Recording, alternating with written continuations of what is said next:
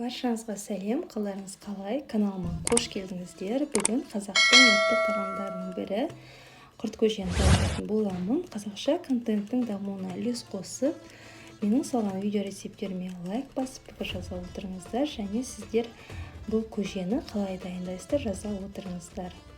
Ең алдымен кастрюлеңізге салқын суды құйып қайнатамыз. Су қайнағанша бөлек ыдысқа ұнды салып, үстіне салқын су құйып араластырып аламыз. Әбден түйіршіктері жазылғанша араластыруымыз қажет.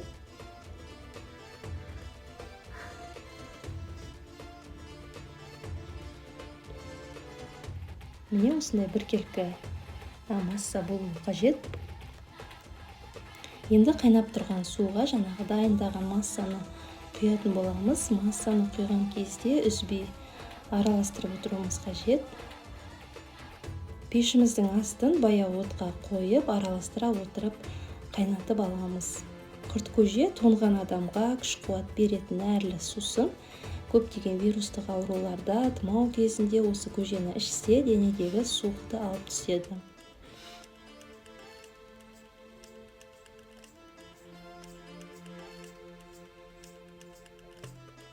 Тасып кетпес үшін бетін көлегейлеп осылай қақпақпен жауып қоямыз. Дәміне қарай тұзын қосамыз.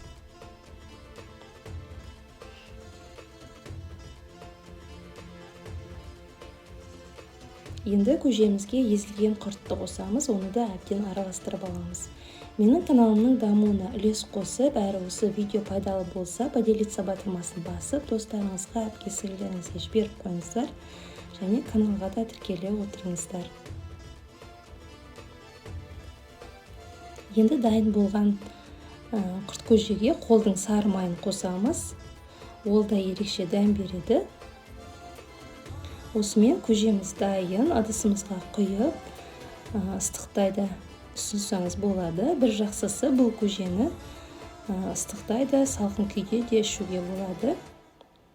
Құрт көже тойымды, әрі ағзаға тигізер пайдасы мол, әрі сусын, әрі тағам болып есептеледі. Видео ұнаса лайк басып, маған кері байланыс білдіріп, пікір жаза отырыңыздар.